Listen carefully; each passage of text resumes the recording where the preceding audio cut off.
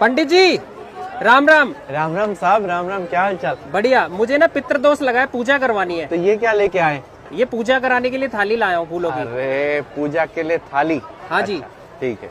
किसने कहा आपको पितृदोष है? पंडित जी ने कहा, मेरे बगल में रहते हैं। इन सब गलत ख्यालों को दिमाग से निकालिए।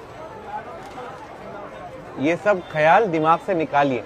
आपकी शादी हो गई? हाँ जी, शादी हो चुकी है। बच्चे हैं? बच्चे हैं। फिर आपको पितृदोष कैसे हो सकता है? उन्होंने कहा कि पितृदोष है, हरिद्वार जाओ और वहाँ पे पूजा करवाओ। क्या उनका किसी पंडित के साथ कमीशन फिक्स है क्या यहाँ पे हरिद्वार में? वो तो नहीं पता। देखिए साहब, ये पितृदोष जो है ये ग्रहों की युक्तियों से होता है। अच्छा। और अगर आपके पूर्वज, आपके बड़ों ने अपने बड़ों के लिए कर्म अच्छे से नहीं किया तो आपको पितृदोष होगा, 100% होगा। लेकिन अगर आपका वंश आगे बढ़ रहा है, आपके परिवार में सब कुशल हैं, तो आपको किसी भी तरह का कोई पितृदोष नहीं है। तो पंडित जी ने गलत बोला क्या? हो सकता है उनका यहाँ किसी के साथ कमीशन फिक्स हो। अरे अरे, ऐसा भी होता है क्या पंडित जी? ऐसा ही हो रहा है आजकल। तो ये तो फिर मैं भ्रम में आ गया उनके। बहुत बड़े। तो पंडित जी ये क्या है? आपसे क्रमबद्ध तरीके से हाथ जोड़ के मैं विनती करता हूँ, ऐसी मिथ्या ना करना। आपने न उस जो यजमान आपके पास आया पूजा की थाली लेके, उसकी ना आपने कुंडली देखी, सीधा पूछा कि आपकी शादी हो गई, बच्चे हो गए क्या? बच्चे और शादी होने से पितृदोष मिट जाता है क्या?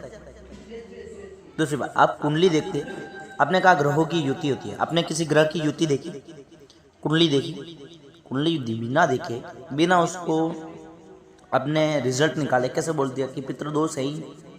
और दूसरी बात, अगर किसी पंडित ने अगर उनको भेजा होता, कमीशन होता, तो जरा सोचिए, जैसे कि मेरा कमीशन है तो मैं उसी आदमी का एड्रेस दूंगा कि यहाँ पे जाना भाई, इससे पूजा करवाना, और कमीशन होगा तो वो सीधा उसी के पास जाएगा, उसी से पूजा करवाएगा। तो ये यजमान आपके पास कैसे आया? कमीशन वाले के पास ही जाना चाहिए, आपके पास कैसे आया? और वो भी माइक वाइक लेके सेट करके आया? ऐसी क्लियर आवाज तो आती नहीं, माइक वाइक सेट करके फिर आपके पास आया कि पंडित जी ऐसा होता है।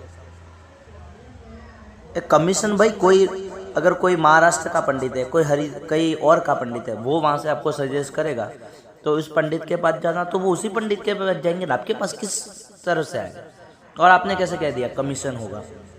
इसलिए ब्राह्मणों का अपमान न करें, आपके व्यू और लाइक्स के चक्कर में ब्राह्मणों का अपमान न करें। आपसे हाथ जोड़ के क्रमबद्ध तरीके से मैं निवेदन करता हूँ, और कोई गलत बोला हो तो उसके आप क्षमा कीजिए।